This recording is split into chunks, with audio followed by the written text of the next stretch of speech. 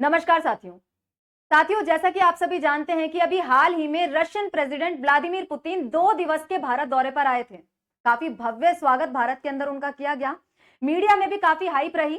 काफी सारे समझौते दोनों देशों के बीच में इस दौरान संपन्न किए गए और उनमें से एक और सबसे मुख्य चीज जो हम आज के सेशन में चर्चा करने वाले हैं, दोनों देशों के बीच एक मेगा समुद्री हाईवे निर्माण करने की बात हो रही है, जिसका नाम है चेन्नई व्लादिवोस्तोक मैरीटाइम कॉरिडोर।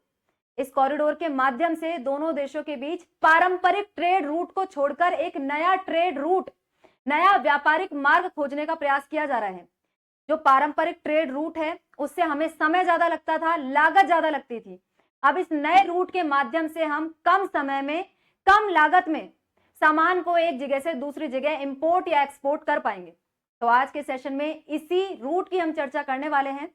पुराने वाले रूट से इसको कंपेयर करेंगे कि आखिर कितना फायदेमंद ये रशिया और भारत दोनों देशों के लिए होने वाला है, और इसके साथ ही चीन के प्रभुत्व को कम करने में ये रूट किस तरीके से सहायक होगा, इस चीज की चर्चा भी हम करेंगे। तो चलिए सेशन की शुरुआत करते हैं। मेरा नाम है चारू गुप्ता और मैं स्वागत करती हूं आप सभी का चारू एजुकेट्स पर। तो दोस्तों, भारत और रूस के बीच में एक नया ट्रेड रूट खोजने की बात की जा रही है। यहाँ पे भारत और रूस ने अपने व्यापार को, दोनों देशों के बीच के व्यापार को $100 अरब तक 2030 तक पहुंचाने का लक्ष्य रखा है। 2030 में हम दोनों देशों के बीच का व्यापार बढ़ाकर जो फिलहाल के लिए $60 अरब है उसको $100 अरब करने वाले हैं। तो उसके लिए रूट तो चाहिए, रास्ता तो चाहिए जिससे कि सामान आसानी से एक जगह से दूसरी जगह पर पहुंचाया जा सके। ऐसा नहीं है कि अभी के लिए हमारे पास रूट नहीं है, लेकिन ऐसा रूट चाहिए होगा जो कि जल्दी से जल्दी, कम से कम लागत पर सामान को इधर से उधर पहुंचा सके। जबकि दोनों देशों के ऊपर वेस्टर्न ताकतों का प्रभाव काफी ज्यादा बढ़ रहा है, दबाव काफी ज्यादा बढ़ रहा है, और इस स्थिति में नए ट्रेड रूट को खोजना दोनों ही देशों के लिए काफी फायदे का सौदा हो सकता है। भारतीय सामान को 40 दिन की बजाय आप केवल 24 दिन में रूस तक पहुंचाना मुमकिन हो पाएगा। अब आप रूट को देखिए कि कहां पे किस तरीके से नया वाला रूट जाने वाला है। चर्चाएं तो इस चीज को लेकर होनी ही थी और वेस्टर्न पावर्स, वेस्टर्न मीडिया जरूर से इस चीज को देख रहा होगा। पुतिन की भारत यात्रा पर इनकी पूरी तरीके से नजर बनी रही है और हाल ही में तो एक खबर यह भी निकल कर आई कि अमेरिका की संसद के अंदर पुतिन और मोदी की कार वाली फोटो दिखाई गई। डेमोक्रेट सांसद के द्वारा इन दोनों की कार वाली फोटो आप लोगों ने जरूर से देखी होगी कि उसको कांग्रेस के अंदर शो किया गया बाकायदा और दिखाया गया कि ट्रंप की पॉलिसी आज के समय फेल हो चुकी है और ट्रंप जो लगातार मोदी पर दबाव बनाने का प्रयास कर रहे हैं, रशिया पर दबाव बनाने का प्रयास कर रहे हैं। हमारे ऊपर एक्स्ट्रा टैरिफ लगाए जा रहे हैं। कब से एक्स्ट्रा 25% टैरिफ केवल इसलिए लगाया गया क्योंकि हम रशिया से क्रूड ऑयल परचेज करते हैं। तो ये सारी ही ट्रंप की नीतियां उन पर ही बैकफायर कर रही है। भारत और रशिया की दोस्ती को ट्रंप तोड़ नहीं सकते। हम टाइम एंड टेस्टेड पार्टनर्स हैं। इतने पुराने समय से, स्पेशली 1971 से जो हमारी दोस्ती चली आ रही है, फ्रेंडशिप ट्रीटी चली आ रही है, उसको ट्रंप के द्वारा ऐसे एक झटके में तोड़ा नहीं जा सकता।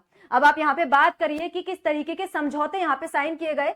रूस के राष्ट्रपति व्लादिमीर पुतिन की भारत यात्रा के दौरान चेन्नई व्लादिवोस्तोक ईस्टर्न कॉरिडोर पर चर्चा की गई, जो कि 10,370 किलोमीटर लंबा होगा और इसके द्वारा भारतीय जहाज औसतन 24 दिनों के अंदर रूस पहुंच जाएंगे।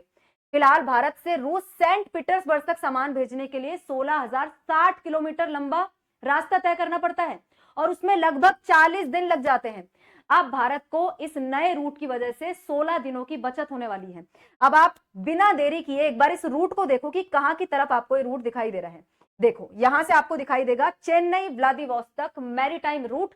यहां पे आपको भारत दिखाई दे रहा है। भारत के चेन्नई से इस तरीके से सामान निकलेगा। यहां से होता हुआ आपको दिखाई दे रहा है, यहाँ पे मलेशिया के पास आपको मलक्का स्ट्रेट दिखाई देगी, मलक्का जल संधि। यहां से होता हुआ फिर ये साउथ चाइना सी की तरफ जाएगा, यहां से पार करते हुए फिर ईस्ट चाइना सी, फिर सी ऑफ जापान और फिर यहाँ पे व्लादिवोस्तोक तक पहुंच जाएगा, जो कि रशिया का one of the largest eastern side का पोर्ट है। तो इस तरीके से नए रूट से सामान जाएगा। अब भाई ये तो नया रूट हो गया, लगभग 10,000 किलोमीटर लंबा होने वाला है। 10,370, 10,400 लगभग इसकी दूरी है और यहाँ पे हमको 24 दिन लगने वाले हैं सामान पहुंचाने में। ये तो हो गया नया रूट। अब यदि नया रूट देख लिया तो पुराने से भी उसे कंपेयर किया जाए। अब पुराना वाला रूट आप यहाँ पे देखो, यहां से आपको दिखाई दे रहा है, ये तो हमने डिस्कस जो किया है वो नया वाला रूट है। यहां से आपको दिखाई देगा पुराना रूट जो कि भारत के मुंबई से होता हुआ जाता था और मुंबई से फिर सेंट पीटर्सबर्ग तक हम सामान भेजते थे, ये रूस का सेंट पीटर्सबर्ग, और यहाँ पे फिर इस तरीके से होता हुआ ये सामान जाता था, ये आपको दिखाई देगा।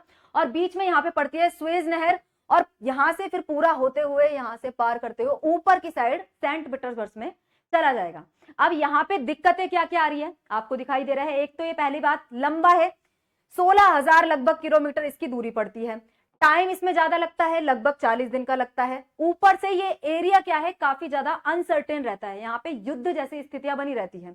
अब आपको दिखाई देगा यहाँ पे जो स्वेज नहर वाला इलाका पड़ता है ना, स्वेज नहर वाले इलाके के आसपास आपको यहाँ पे इजराइल दिखाई देगा। तो इजराइल और हमास के बीच में वॉर चलती रहती है, जिसको लेकर यहाँ पे अनिश्चितता की स्थिति बनी रहती है। वॉर वाले एरिया से शिप को पास करवाना काफी मुश्किल हो जाता है। इस वजह से ये नया रूट दोनों देशों के द्वारा बात की जा रही है कि यदि इस रूट से सामान पहुंचता है तो शांतिपूर्ण तरीके से भारत और रूस के बीच व्यापार किया जा सकेगा। अब ये माना जा रहा है कि कॉरिडोर चरणबद्ध तरीके से शुरू हो जाएगा और चालू होते ही तेल, गैस, कोयला, मशीन, धातु जैसे जरूरी व्यापार क्षेत्रों में तेजी आएगी। और भारत जो रशिया से क्रूड ऑयल परचेज करता है वो क्रूड ऑयल भी यहां से आसानी से परचेज किया जा सकता है।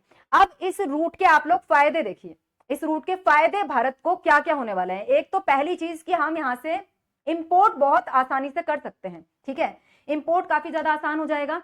इस एरिया से हम रशिया से जितना भी सामान है वो फास्ट फॉरवर्ड तरीके से मंगवा सकते हैं।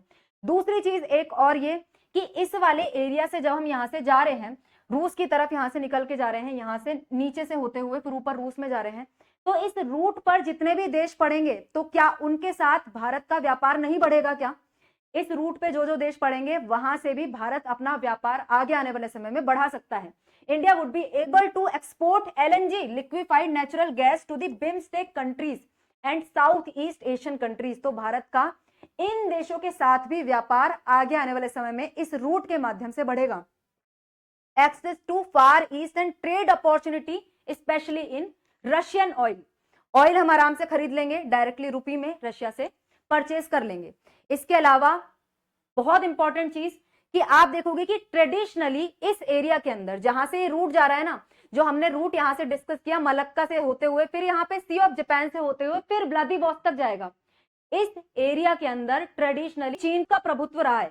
इंडो पैसिफिक एरिया में बहुत दादागिरी करता है, इस एरिया में अपने शिप घुमाता रहता है। अभी आपको याद होगा जापान के साथ जब इनका युद्ध जैसी स्थिति बनी थी, जापान और चीन अभी एक दूसरे के आमने सामने आए थे, तब भी चीन के द्वारा इस एरिया में अपनी शिप्स घुमाना शुरू कर दिया गया था।